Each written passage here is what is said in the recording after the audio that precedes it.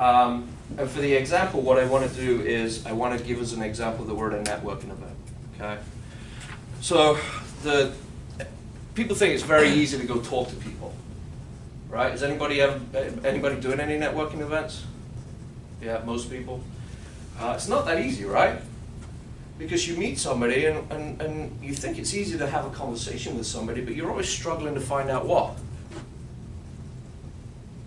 need they might have. Yeah, right, because when you're going through it, you're trying to figure out whether they qualify for you. If you look at the sales cycle, all the way up to here is all qualification. It's all qualifying these people that, one, do they have a need, two, do they have means, and three, do they qualify for your time?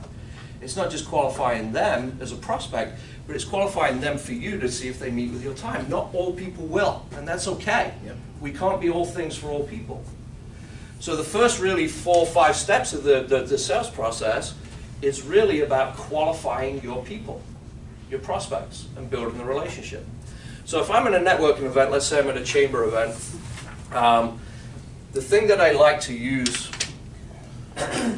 as a memory jogger of what to say and how to have a conversation is form. Form stands for family, occupation, recreation, and motivation. So I have what I created, I call it a form talk. Because if I'm meeting somebody for the first time, I know if I touch on any of these 4 areas, I'll be able to have a good conversation. I won't be having to think, David, what am I going to say next? How do I get the information from them? I'm going to have a conversation because I remember these 4 categories that I'm going to talk to somebody. So if I'm in a networking event and I first meet David, Paul Tompkins. David Hicks. Nice to meet you, David. It's the first time I've seen you here. Is it the first time? Yes, I think so. Oh, great. Who do you know here? I'm new to the group. Oh, so you know nobody in the group? No. So you just decided to come along? Yes. Awesome. How did you find out about us? Someone said this would be a great place to meet people and just to socialize. Oh, welcome. Welcome. Well, thank you. I'll make sure that I actually introduce you to a few people as we get through this. Thank you. Are you local? Yes. You have family in the area? Yes. Grow up around here? Yes. Children? No. You go, where do you go to school? I graduated from the local high school, graduated Yeah. from the local college. Which college? Rowan. Oh, Rowan. Yes. Okay. Good stuff. What do you do for fun? Tennis, swimming, golfing, Where do you golf? Rumson Country Club. Awesome. I played there years and years ago. That's a great place. They've just redone it. Oh, really? Yes. What did they redo? The clubhouse or the course? The course. Oh, good. It's no longer the train course. Oh, okay. Who It's- designed that now? I'm not sure who. Great. What do you do for a living? I work as a financial planner. Okay. Is your office local? Yes. Great. What motivated you to do that? Just was out of the business, then came back in because I needed to make money and worked financial. Great. So when you do the bonding and rapport and you go through the form, you're in control of the conversation. Now, it's always hard when David's in the business and he's giving me his actual life, and we're not really role playing, but that's okay. We'll do it again. But you know, if you ask the family, occupation, recreation, and motivation, Exactly. you stay in touch with what it is that you do. Because when you go through the form talk and you're having this conversation, my goal is to get him to ask me what? Well, what do you do? What do you do? Right. So this is a first meeting. We're meeting for the first time. We've got to build bonding and rapport. Now I found something in there where he said he likes to golf. I'm a golfer. I love to golf. Jeff, I could talk golf all day, right? That's right. With any other golfer.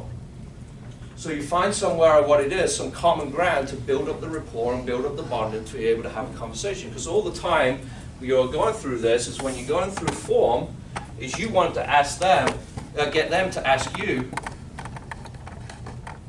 what it is that you do. Because once they ask you what it is that you do, the next part of bonding and rapport becomes your 30-second commercial. Wyatt, what do you do? I'm a financial, wait. Good, it's okay, it's not that easy.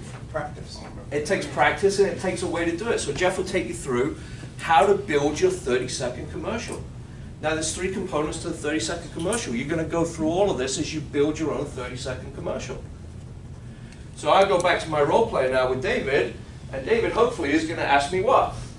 Geez, what do you do? That's a great question, David.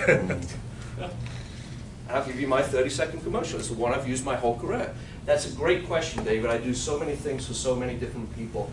I never really know the best way to answer it. But as you could probably tell by my accent, I'm not originally from this country. Nope. And I actually, believe it or not, I came here about 20 years ago to play soccer.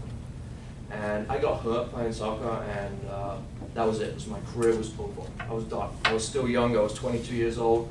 I didn't know what I was going to do, where I was going to be. My dream was over, everything I wanted to do. So I got hurt, and I had to stop playing. Now, I was fortunate enough, David, where I was able to find success in another career. But what I find typically is a lot of people that get sick or hurt and can't go to work are not that fortunate. So what I do is I work with business owners like yourself to show them ways to best protect their income, that if they got sick or hurt and they can't go to work, that their income would be better protected. Right.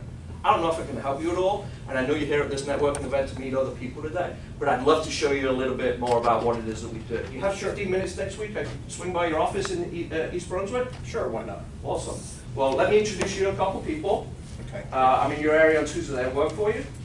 Should work, yes. Okay. I'll swing by Tuesday about 9:30. We'll spend about 15 minutes. I'll show you a little bit more about what it is that I do. Great. Great. So my 30-second commercial is not just, hey, I'm a financial advisor, right? Because people, when you say, hey, I'm a financial advisor, they think what? I can afford you. Okay. What else? Yeah, it's true. What else? I was trying to sell me something. Yeah, that's a big one, right? Yep. It isn't leading off what I call a menu approach or a laundry list. So if somebody says, hey, what do you do? Hey, that's perfect. I do life insurance. I do disability insurance. I do mutual funds. I do college planning. I do advisory. When you lead on a menu approach, if you're telling somebody what it is that you do, George, and you say, okay, I do life, disability, long-term care, financial planning, in their mind, what are they doing? Take I don't off. need any of No, those. They're creating a checklist. no, yeah. They're going to say, okay, I got that, I don't need that. I got disability through work, I have a mutual fund through work, I don't have any children, with what he says, so I don't need any of that, and I'm not really in the market for any advisory. So if you lead with a laundry list or a menu approach, you're already shutting down the thought of what it is that you do, because your job in the building of the bonding and rapport is really to speed up that relationship building. And when you speed up that relationship building, the next part of it is you have to find pain. If there's no pain, there's